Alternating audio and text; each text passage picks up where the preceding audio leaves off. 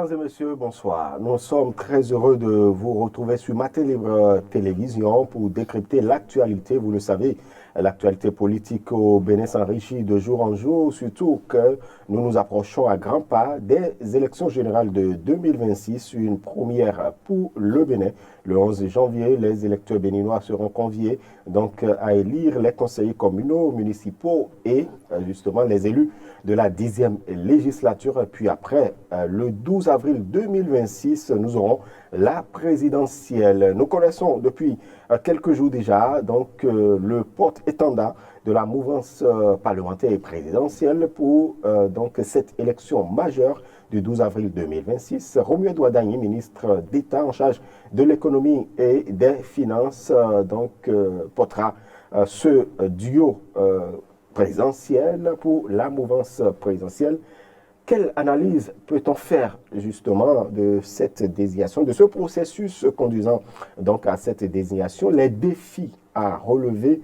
Et nous allons revenir un peu sur un appel qui a été lancé le 21 août dernier par notre invité d'aujourd'hui, qui appelait les populations donc à saisir et à bien évidemment prendre conscience de l'enjeu qui attend le peuple béninois. Segro Agmanon, il est acteur politique, il est donc le coordonnateur national adjoint du réseau des jeunes leaders du Bénin, initiateur, donc on pourrait dire, de l'initiative, voilà, les mots se suivent et se ressemblent, de Enjeu 2026. Segro Agmanon, bonsoir. Bonsoir, M. Romuald. Merci pour la disponibilité. C'est moi qui vous remercie, c'est un honneur d'être ici avec vous. Voilà, vous êtes le coordonnateur national adjoint donc du réseau des jeunes leaders du Bénin. Pour ceux qui ne connaissent peut-être pas le réseau, qu'est-ce que vous direz en quelques mots pour pouvoir le faire découvrir? Ben, écoutez, le réseau des jeunes leaders du Bénin, c'est quand même un réseau, un creuset qui a été créé déjà 3 ans. Nous faisons notre petit bonhomme de chemin. C'est un creuset de réflexion politique de tout horizon, de tout bord.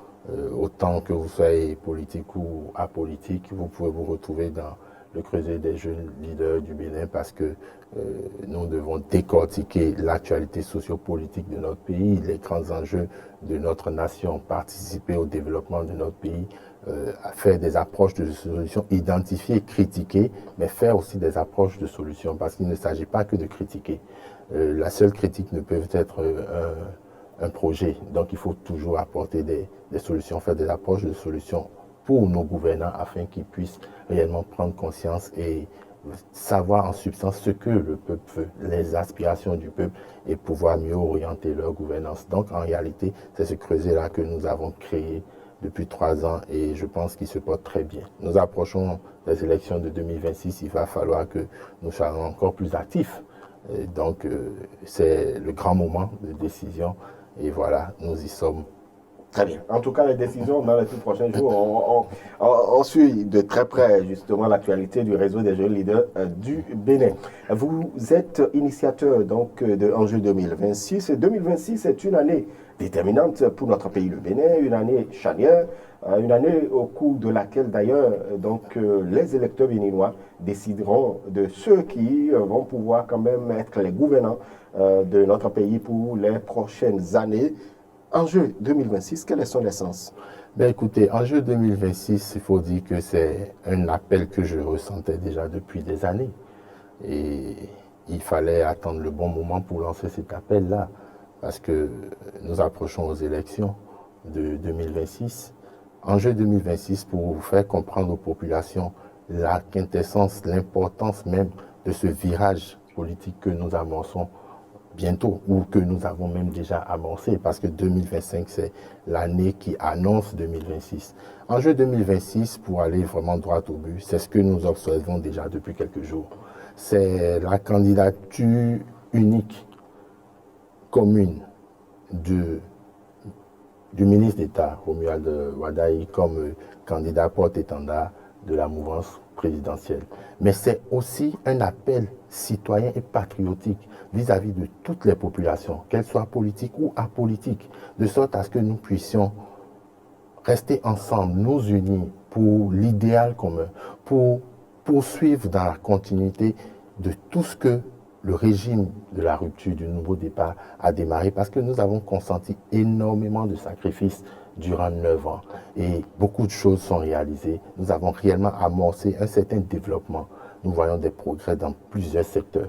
Donc, il ne faudrait pas que nous puissions laisser retomber dans ce cercle vicieux qui a toujours été le vrai problème de développement de notre pays. Donc, enjeu 2026, c'est très vaste. Enjeu 2026, c'est un appel à la conscience.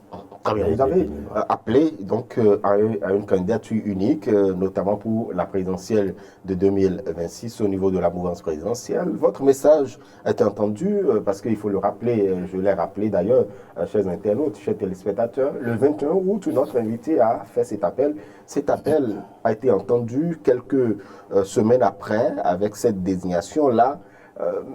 Est-ce que vous croyez véritablement que c'est une unicité autour de cette désignation quand on sait que des ambitions sont sacrifiées aussi?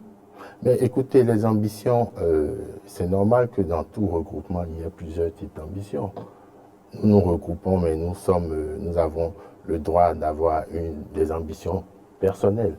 Mais cela ne peut être un frein à l'ambition commune, à l'avancée que nous devons impulser ensemble. Donc, je pense que vous avez vu sur les médias, c'est vraiment une candidature commune qui a été portée par les deux grands partis. Et d'ailleurs, au-delà des partis politiques, et c'est justement l'essence même de l'appel en jeu 2026, c'est que tout le peuple soit uni derrière un candidat unique. Parce que ce qui s'est passé, ce que nous avons observé durant les 9 dernières années est inédit dans notre pays. Et même le fait que ce soit les partis politiques qui choisissent un candidat unique, c'est quelque chose qui n'a jamais été fait dans notre pays. C'est inédit. Vous avez vu le président Nicéphore Dieudonné Souglo se joindre à cette candidature-là. Vous avez vu des grands noms de l'opposition de notre pays se joindre à cette candidature. Vous voyez des En fait, quand vous parlez des grands noms de l'opposition, vous parlez de qui? Mais écoutez, je parle de l'honorable Basila Rossi. Vous avez vu des acteurs des médias web, je veux parler des activistes ou des influenceurs que nous connaissons. Ben, vous savez que tout ceci peut être instrumentalisé. Non, voilà.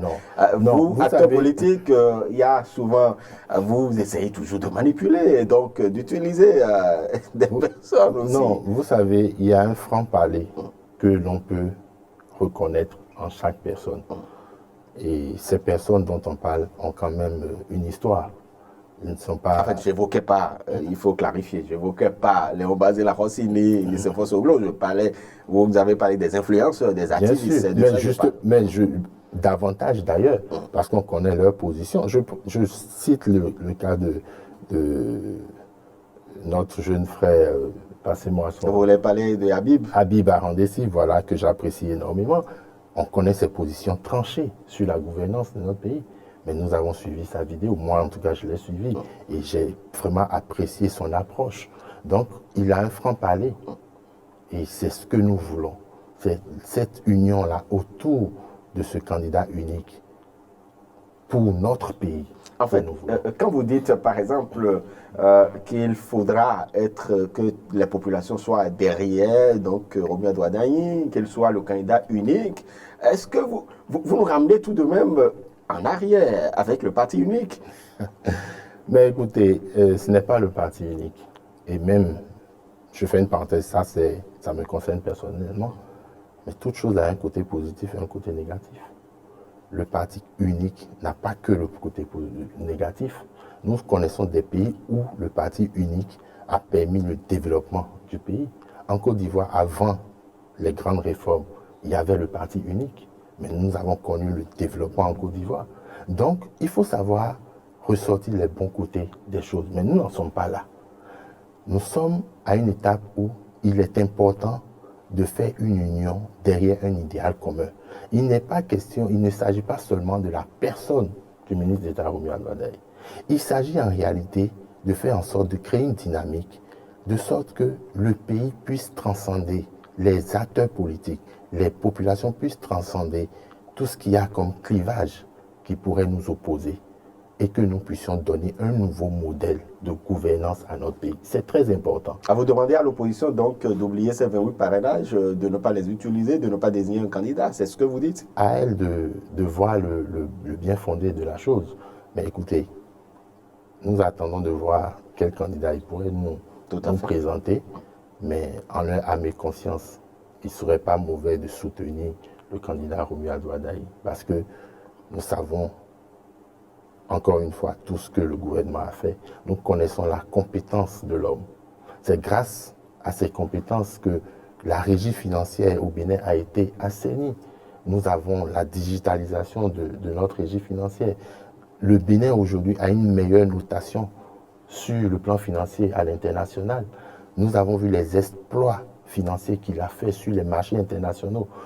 Vous savez, le président Patrice Talon... Vous savez tout de même que Romuald Wardani est comptable du bilan de Patrice Talon et de ce fait, les acteurs politiques de l'opposition, notamment du Parti Les Démocrates, ont toujours tiré à boulet rouge justement sur cette gouvernance et revenus aujourd'hui soutenir cette candidature. Est-ce que ce ne serait pas manquer un peu de clarté au niveau de leurs militants? Notre slogan au RJLB, c'est agir autrement. Cela voudrait dire agir autrement en tout, agir autrement en politique. Vous avez parlé du bilan du président Patrice Talon. Est-il négatif? C'est vrai, nous pouvons... Il y a des limites à tout. Comme je dis, il y a toujours un côté positif et un côté négatif. Mais moi, j'aime plutôt regarder le verre à moitié plein plutôt que de le voir totalement vide. Donc, il ne s'agit pas de faire de la politique politicienne. Il faudrait qu'on change de paradigme dans notre pays. Il faudrait que les acteurs politiques changent de façon de faire. C'est pour ça, nous, les jeunes, nous devons changer la donne. Et c'est le moment. Parce que le choix du candidat ministre d'État Romuald Wardani est encore plus une transition pour la jeunesse. Nous réfléchissons autrement, nous pensons autrement. Nous pouvons transcender nos différents politiques et penser à une union sacrée autour de notre pays. D'ailleurs, je fais encore référence à cette loi ou cette vision qui a été annoncée. Je veux parler de Bénin Vision 2060. Oui. Bénin Vision 2060, c'est un idéal que je porte depuis des années. Bénin Vision 2060, j'en ai parlé à plusieurs personnes. J'en ai parlé sur les réseaux sociaux. Bénin Vision 2060, pour moi, la proposition que je faisais, c'était que le Bénin se dote d'une charte de développement à valeur constitutionnelle. Parce que j'ai fait... Et qui s'imposerait à tout président. À tout président. Et Dieu merci, ces personnes à qui j'en ai parlé ont quand même entendu ces personnes qui sont haut placées. Et aujourd'hui, c'est une réalité. Vous voulez qu'on balaye tout ça du revers de la main? Bénin Vision 2060 est à sa phase d'amorçage. Il faudrait que ça aille jusqu'au bout. Et à partir de là, nous donnons un réel cap à notre pays. Donc, il y a tellement de choses qui ont été faites durant les 9 dernières années que nous ne pouvons pas laisser le pays revenir en arrière. Il est très important que nous puissions changer de mentalité et nous unir. Laissons la politique politicienne de côté et travaillons ensemble pour que le Bénin puisse aller de l'avant. Chacun de nous a quelque chose à proposer, a un idéal, a des approches de solutions sur chaque domaine.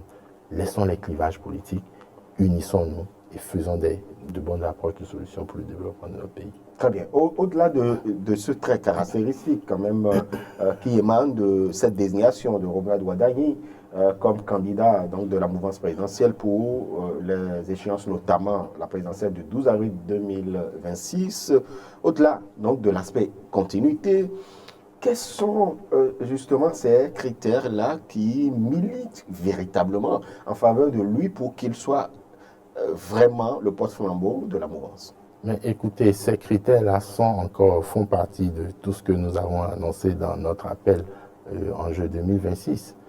Le premier critère, c'est déjà qu'il soit un candidat qui puisse fédérer les forces politiques de la mouvance présidentielle dans un premier temps. Et cela a été fait. C'est une désignation commune des partis. Que ce soit un candidat qui puisse aller au-delà justement du soutien des partis politiques, mais des acteurs qui sont de l'opposition.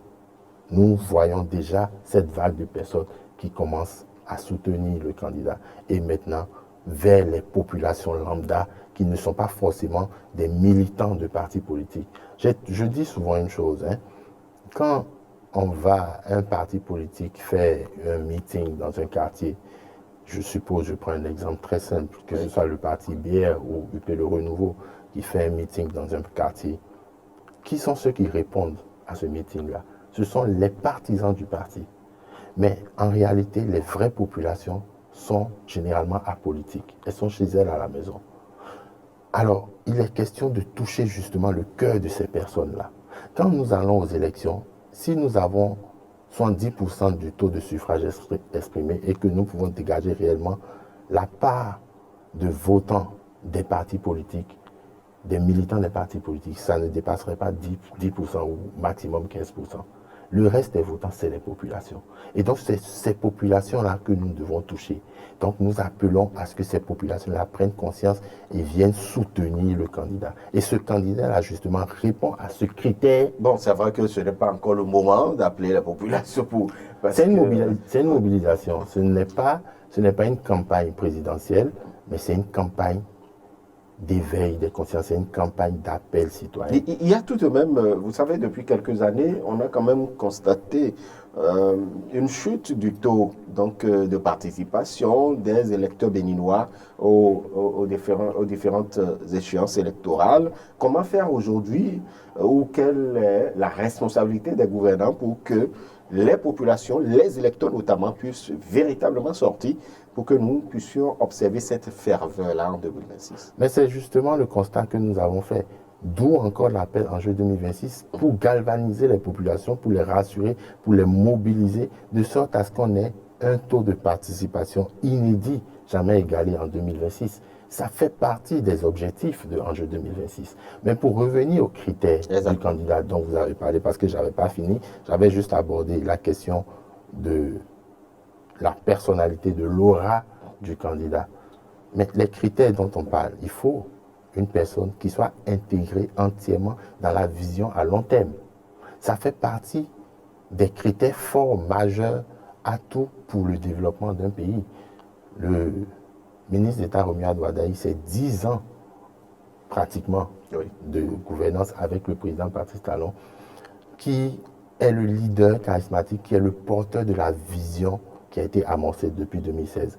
Mais le candidat Romuald Wadaï est celui-là même qui a travaillé à ses côtés en tant que ministre de l'économie, qui a fait des prouesses sur le plan financier, qui a permis de financer tous ces grands projets que nous avons.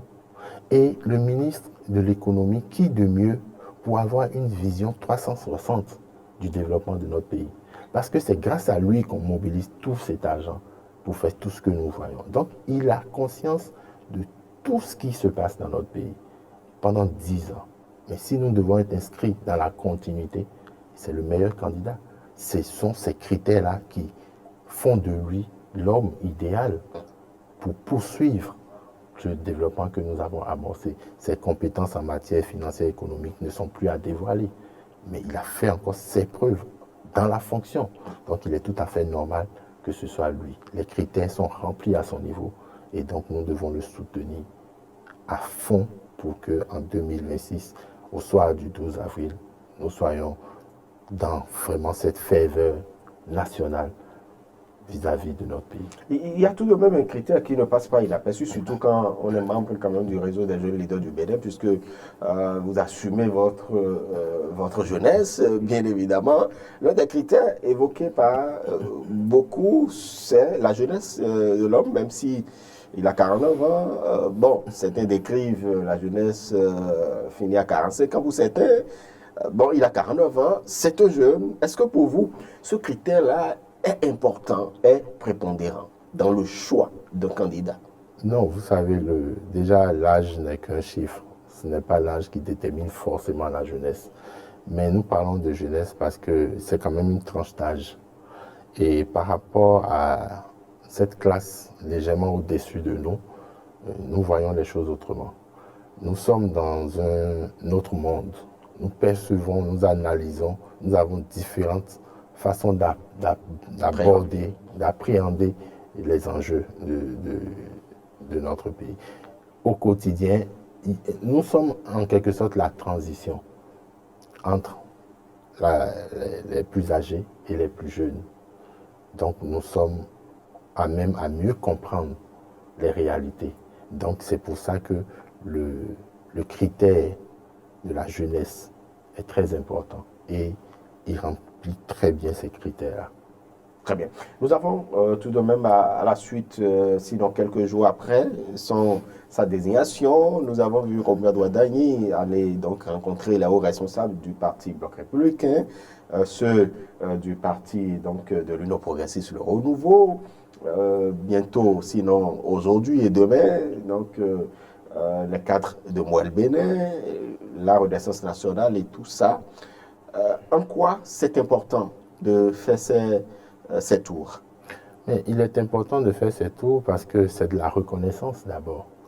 Il n'a pas demandé à être candidat. Et les partis politiques qui sont au cœur de l'activité politique dans notre pays parce que avec les réformes partisanes, excusez-moi, avec les réformes partisanes, il est important que tout se passe au sein des partis politiques.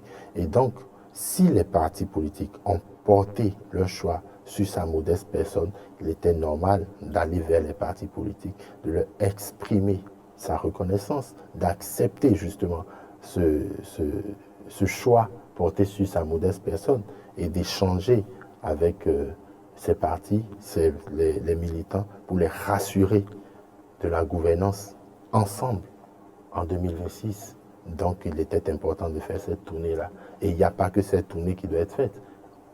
Il y a aussi qu'il doit s'adresser aux populations elles-mêmes, parce que ce sont les populations qui vont le porter à la tête de notre pays. Donc c'est forcément chose qui se fera certainement au moment opportun. C'est vrai qu'il rencontre aujourd'hui les acteurs de la mouvance. Est-ce qu'il peut y arriver où vous trouvez, quand vous lisez un peu l'actualité au regard des enjeux de 2026, vous trouvez qu'il serait aussi bienséant qu'il aille rencontrer les acteurs de l'opposition? Mais justement, j'allais en parler.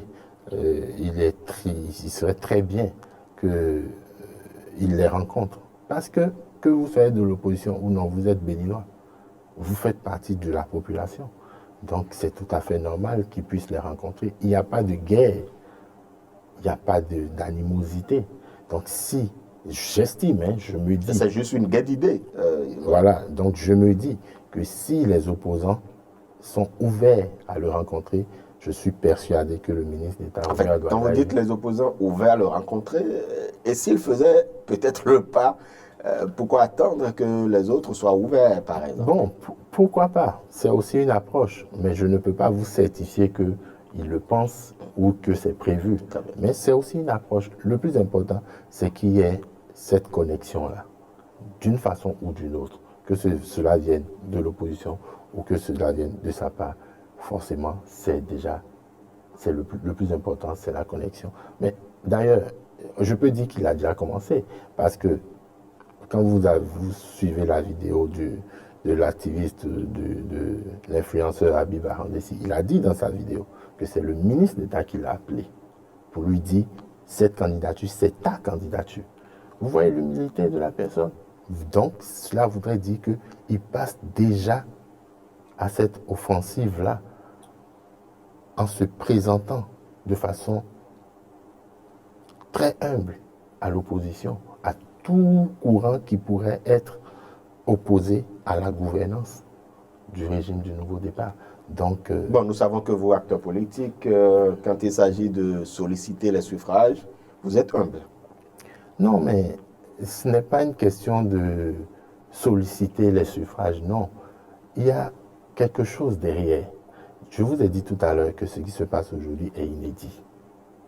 C'est une politique totalement différente de ce que nous avons connu il y a 10 ans, 20 ans, 30 ans. C'est un appel de tout le peuple béninois autour d'un idéal commun. Donc, il est de bon ton que tout le monde soit ouvert. Ce n'est pas un jeu politique, non, pas du tout. Voilà. On se pose tout de même la question, le patron de la majorité, jusque-là, on ne l'entend pas. Vous comprenez ce silence? Mais vous voulez l'entendre pourquoi?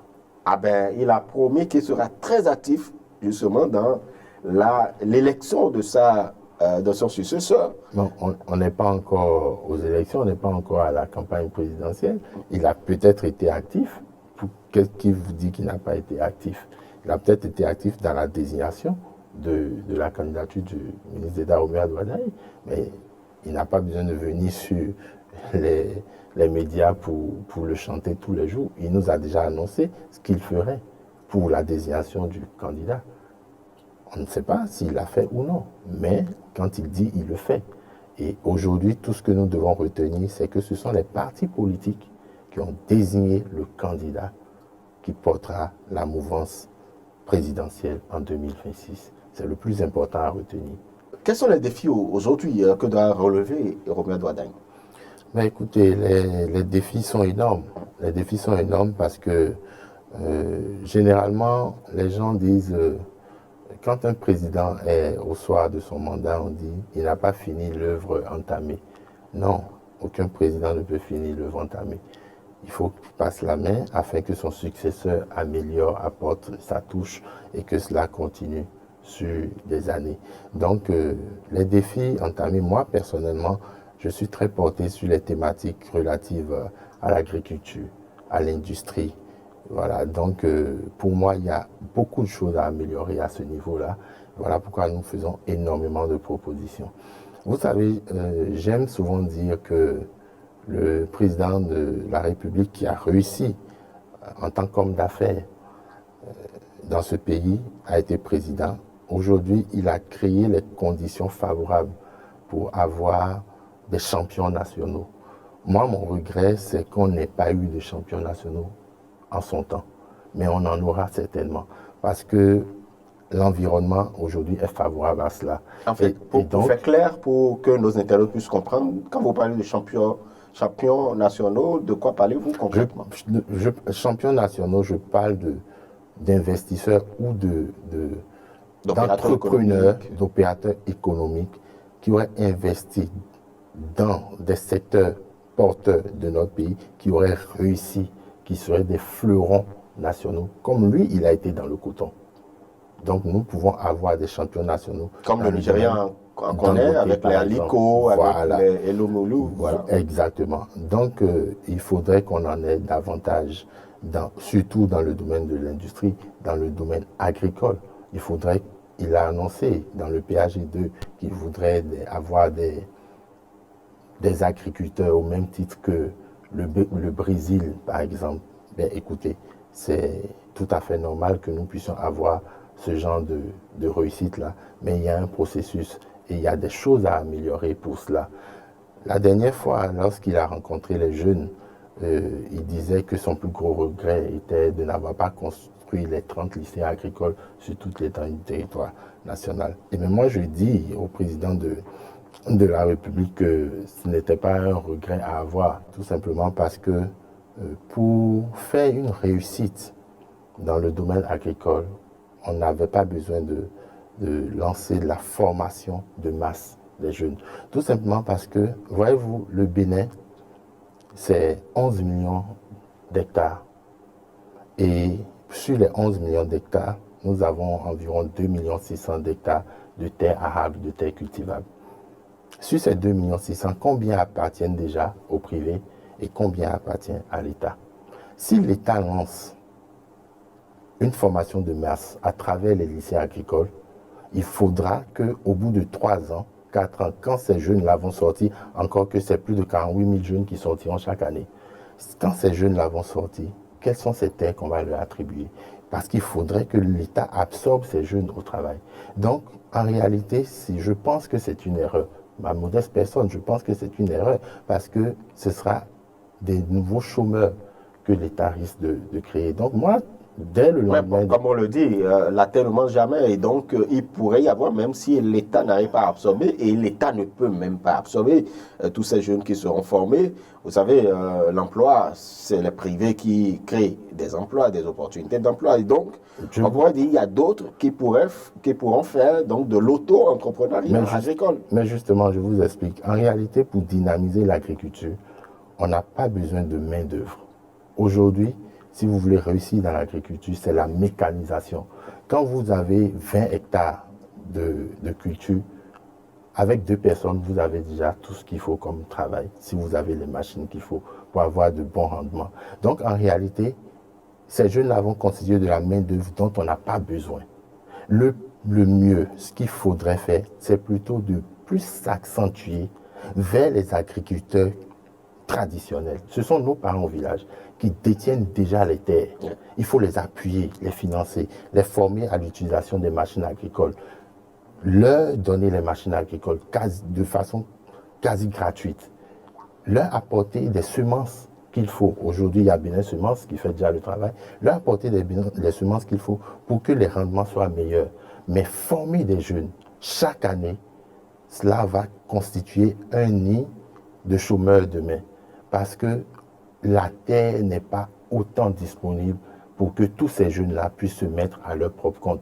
Et même s'il y a de grands exploitants, ils ne peuvent pas non plus les prendre à la tâche comme des ouvriers parce que les machines agricoles sont là pour faire le travail. Le Brésil, c'est à peine 2% d'agriculteurs sur la population. Pourtant, ils ont de très grandes performances sur le plan agricole et sur le plan de la production animalière. Donc moi, je pense qu'on devrait peut-être... Et donc vous attendez Robert Douadagne sur le volet agricole. Moi, ce sont des propositions que je peux faire. Que ces 30 lycées agricoles-là, plutôt que ce soit des lycées agricoles, qu'on les transforme en lycées techniques ou d'autres formations. On peut toujours le faire. Mais si on fait cette formation des jeunes purement dans le domaine agricole, ça risque de nous retomber dessus avec le temps. Quand je prends par exemple le domaine de l'industrie, il est très bon que nous ayons aujourd'hui GDIZ parce qu'un pays non industrialisé ne peut pas se développer. Mais nous avons un problème au Bénin. Le problème que nous avons, c'est que le Béninois lambda n'est pas porté sur l'industrialisation. Nous sommes plutôt portés sur l'achat-vente. Et le Bénin s'est enrichi à travers l'achat-vente. Donc, il faudrait que l'État puisse réellement aider, faire beaucoup de communication, de sorte à ce que le Béninois commence à comprendre le bien fondé de l'industrialisation. Aujourd'hui, vous pouvez créer une industrie, une unité de production industrielle à partir de très peu d'argent. Il n'y a pas besoin d'avoir des centaines de millions, voire de milliards pour monter une industrie. Et GDIZ offre les conditions qu'il faut. Les étrangers viennent massivement à GDIZ parce qu'ils voient que c'est une zone économique qui offre toutes ces facilités-là. Mais est-ce que les Béninois perçoivent le bien fondé de GDIZ? Comment est-ce qu'on peut les amener à investir dans GDIZ? Investir demande de l'argent. Mais il faudrait qu'on puisse créer les conditions nécessaires de sorte à ce qu'un jeune qui soit porteur d'idées puisse avoir facilement les capitaux qu'il faut, même s'il n'a pas un franc à mettre sur la table. S'il a une bonne idée, il faudrait qu'on puisse l'accompagner. Les startups, qu'on puisse les accompagner de sorte à ce que très vite, on puisse avoir des unités de production industrielle, de nombreuses unités de production industrielle à GDIZ. Les idées sont énormes. Nous avons la rentrée qui commence. Ouais. Mais tous ces tissus kaki-là qui vont être vendus dans notre pays sont fabriqués où? On pourrait fabriquer une industrie de fabrication de tissus kaki. Les gommes que les enfants vont utiliser, les crayons que les enfants vont utiliser, les sacs à dos que les enfants vont utiliser, c'est des choses qu'on peut produire facilement au Bénin à partir de rien du tout. La colle que les enfants vont utiliser. Vous savez, pour faire de la colle, il faut de l'amidon. Et l'amidon, c'est à base du maïs.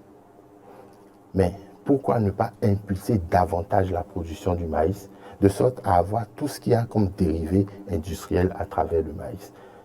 Moi, je proposerais au ministre d'État, Robert Douadagne, qu'à partir de 2016, à partir de 2026... En fait, c'est des propositions pour l'offre politique d'abord à présenter aux populations pour pouvoir être validées. Parce que là, vous êtes tout de suite dans l'élection de Robert Douadagne en même temps. L'offre politique, parce qu'il faut présenter l'offre politique d'abord. Je suis très porté sur le développement de notre pays. Et en tant que jeunes, nous sommes porteurs d'idées. Donc, tous les moyens sont bons de passer l'information de sorte à ce qu'on puisse réellement faire les choses de façon efficace très vite. Donc, ce sont des idées. J'ai dit tout à l'heure que les seules critiques ne peuvent être un projet. Il faut faire des approches de solutions. Et moi, je suis entièrement inscrit dans ces approches de solutions-là. Voilà. Donc, et quand, par exemple, c'est vrai, vous avez fait de très bonnes propositions qui pourraient se retrouver dans leur politique de Robert Ouaddaï pour la présidentielle prochaine, face donc certainement à ses concurrents.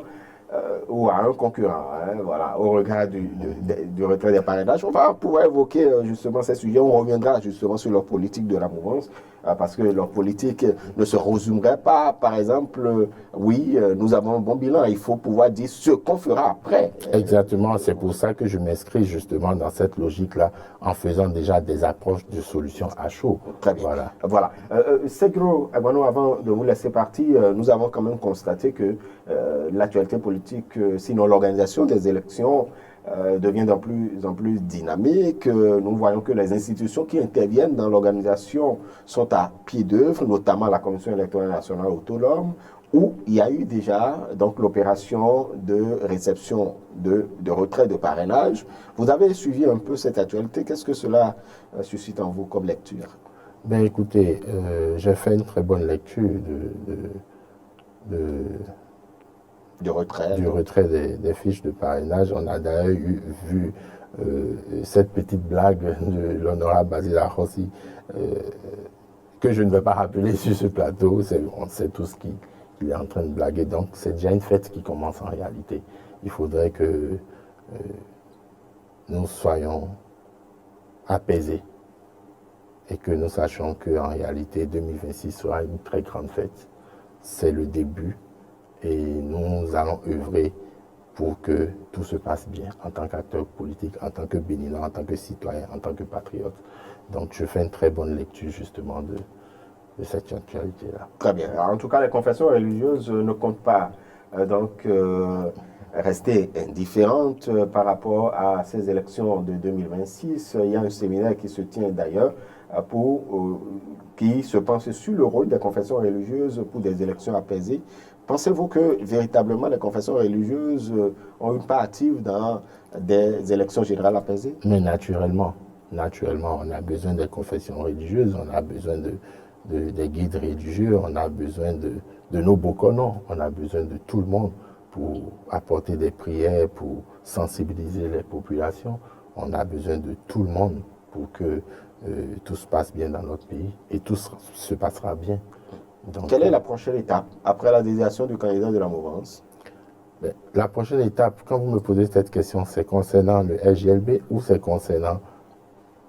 Les deux, comme vous l'appréhendez. D'accord, je ne saurais vous dire la prochaine étape en ce qui concerne la désignation du candidat, parce que je ne suis pas au cœur des décisions. Du dispositif. C'est vrai qu'il doit être investi, voilà, bien évidemment, et tout ça. Mais en ce qui concerne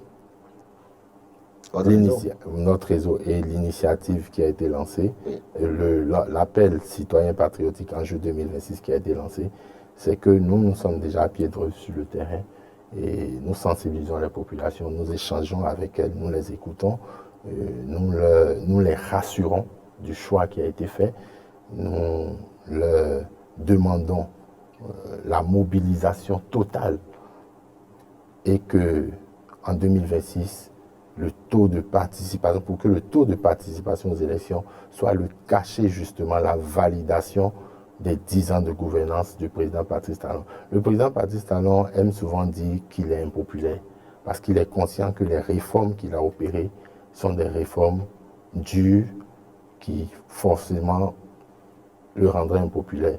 Mais moi je dis qu'il serait surpris de voir le taux de participation en 2026 et surtout le suffrage qui sera exprimé au profit du candidat Robert Ouaddaï. Ce sera vraiment le clou, ce sera vraiment le cachet de la validation du peuple béninois pour la gouvernance qu'il a mis en place depuis 2016.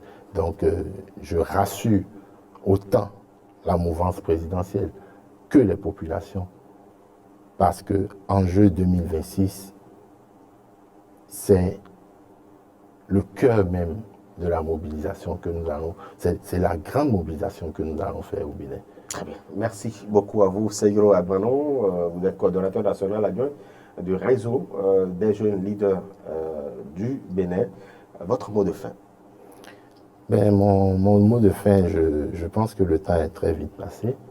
On aura d'autres occasions. Voilà, je n'ai pas eu le temps de développer certaines thématiques parce que, comme je vous ai dit, nous sommes acteurs politiques, certes, mais nous ne sommes pas le type d'acteur politique qui fait de la politique politicienne. Nous faisons des approches de solutions.